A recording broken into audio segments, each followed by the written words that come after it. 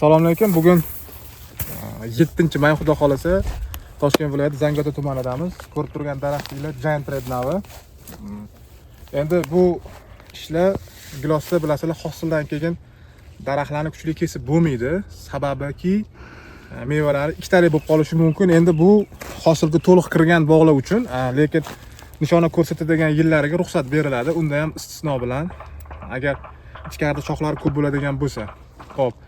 Endi men hozir sizlarga mana deylik, bu 22-yil ekilgan bo'lsa, taxminan 3 yoki 4 yoshli gilos bog'ib turibman. Nimaga 3 yoki 4 yoshli deyotganim, buni 1 yil kuchli kesib qo'yishgan daraxtlarni, mana bizning konsultatsiya xizmatimizdan foydalanishganidan keyin biz o'tgan yil kirib 25-yilda kesish to'xtatib, nisbatan hosilga yotqazish yili bo'ldi. To'xtatdik. Bu yil mana xudo xolos to'liq bog' hosilga yotdi, ya'ni 27-yil nasib bo'lsa, bu yerdan gektardan yaxshigina kilo olamiz xudo xolasa. Endi boya gapimga qaytaman, ya'ni giloslarni mana kichkina bo'yi o'smayotgan bo'lsa, kichkina mana bunaqa yaqinroq olib ko'rsatasiz.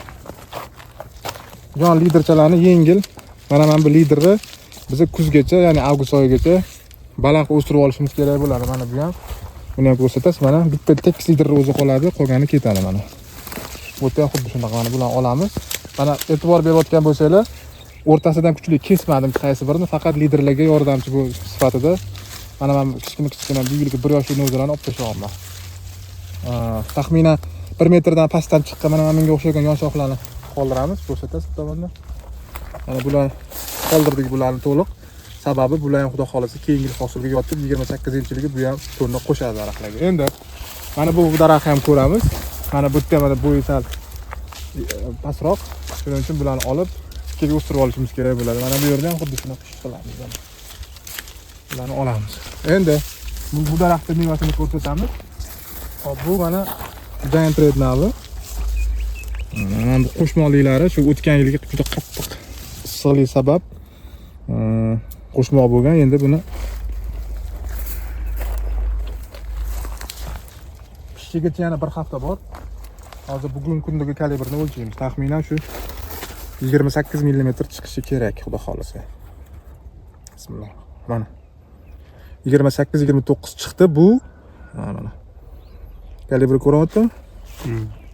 Mana bu xudo xolasa yana pishishiga taxminan 5 kun 1 hafta bor deylik, 30 ga chiqadi. Mana mana shu gilos ko'rsatasiz. Holatini mana shu gilos уже to'liq pishganida 30 mm bo'ladi. Giant Red Nimbani asosiy ustunligi mana shu holatida ham shakarli miqdori taxminan 1x da 8, 10, 12 gacha bo'lishi mumkin. Buni asosiy ustunligi hozir ham sotishimiz mumkin bemalol.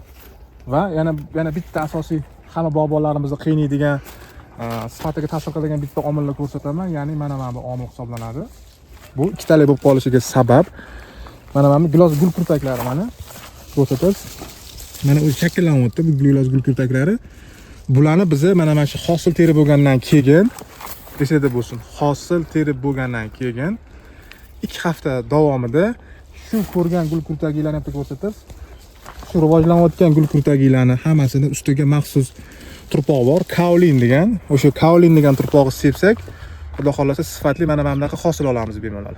Agar sepmay e'tiborsizlik qiladigan bo'lsak, bunaqa hosil olamiz. Shuning uchun esingizda bo'lsin, har doim gilosi mevasini terib bo'lgandan keyin daraxtga kuchli kesib bo'lmaydi umuman. Yengil shu liderlarni yetmagan liderlarni kesish mumkin. Soya tashlayotgan, singan, boshqacha har xil bizlarning sifatimizga javob bermaydigan shoxlarni yengil olishimiz mumkin. Yengil 5-10% gina kesamiz. Undan ortiq kuchli kesa olmaymiz. Xuddi mana bunaqa muammo paydo bo'lishi mumkin. Va shu muammo paydo bo'lmasligi uchun ikkinchi sababini qilamiz. Kaolin sepamiz.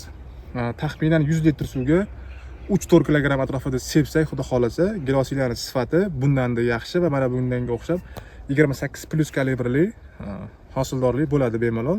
Yana qaytarib aytaman, Giant Red va Nimbani mana shu holatida ham bemalol eksport bozorlariga olib sotishimiz mumkin. Kalibr yirik, shakarlik 1x darajasi yaxshi hisoblanadi. Shu amallarga, tavsiyalarga amal qiladigan bo'lsanglar, xudo xolasa, hosilingiz barqaror bo'ladi. Sog' bo'linglar.